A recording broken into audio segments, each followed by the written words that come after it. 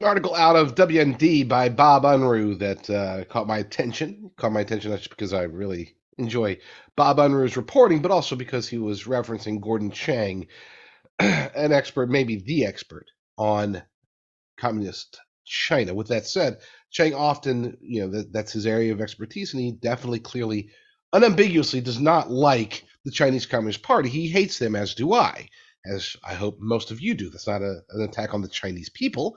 That's an attack on the Chinese Communist Party, which hates America and will work against us any way they can. So we should oppose pretty much any action by the Chinese Communist Party, because even the things that they do that are quote unquote good really aren't very good at all. With that said, this latest round of provocations over the last, we'll call it probably 4 months, 4 or 5 months, maybe we'll say 6 months, just for a nice round number. For the last 6 months, the Chinese Communist Party has essentially been provoking us towards war. Not all the way through, but the question really has to be asked and answered. Are they serious or are they bluffing? Because at this stage, they are preparing for what appears to be a war with the United States. This goes beyond just their ambitions for Taiwan. I think the way that they look at it is, if they're going to get Taiwan, they're probably going to have to some extent, get through us as well. And they're trying to mitigate as much damage as possible by eliminating us from that potential conflict altogether. Now, I'm not going to comment at this stage on whether or not we're due to honor our arrangement with Taiwan to help defend them. It's not a treaty. So, that's a discussion not for today. Today, I want to focus on Gordon Chang, who knows much more about China than I do. So let's get his perspectives on this first, and then maybe we'll dive into mine. Briefly, according to the article, China might be bluffing America with its aggressive statements and challenges, but it might not. And that means, according to analysis by China expert Gordon Chang at the Gatestone Institute, where he is a distinguished senior fellow, U.S. leaders need to be matching its, quote, largest military buildup since the Second World War. Quote, according to Chang, he said, the world needs to look at what the Chinese leadership is in fact doing. Xi Jinping appointed what is now known as his war cabinet in October at the Communist Party's 20th National Congress.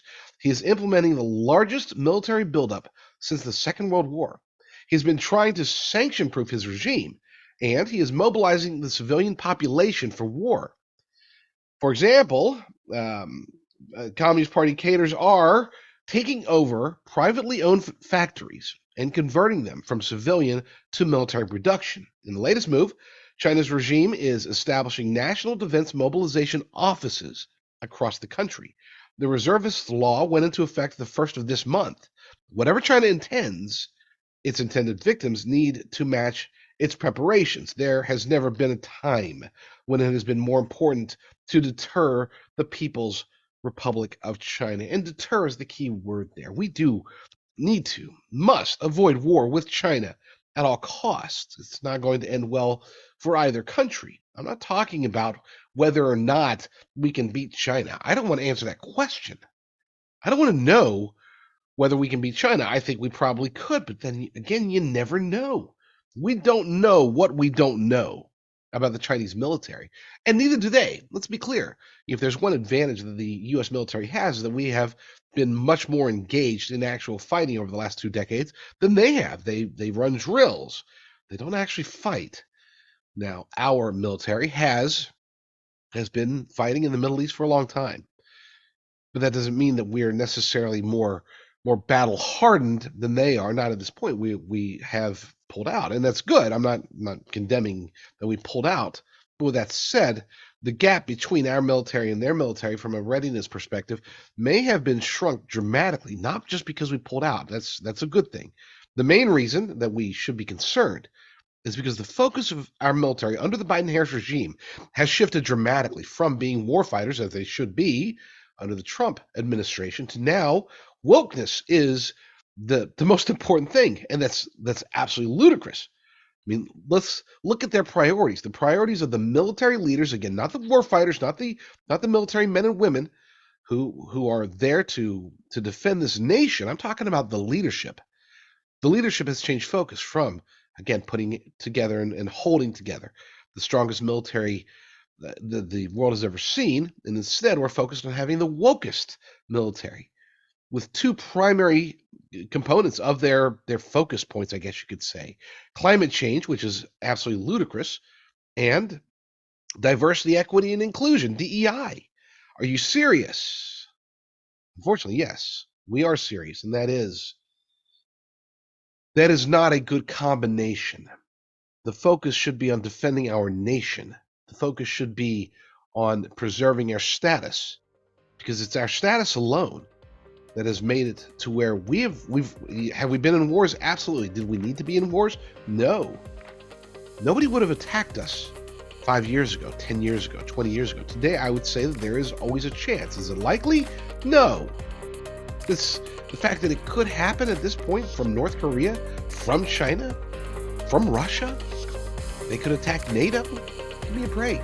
Why are we even asking this question? We had a huge lead as far as military power, and that lead has been decimated, not because the men and women are worse, not because the other guys are catching up so fast, not because our technology is worse, because our mindset, let's get around wokeness, our mindset is not geared towards fighting wars. And unfortunately, both Russia and China and all of our other enemies, they know this.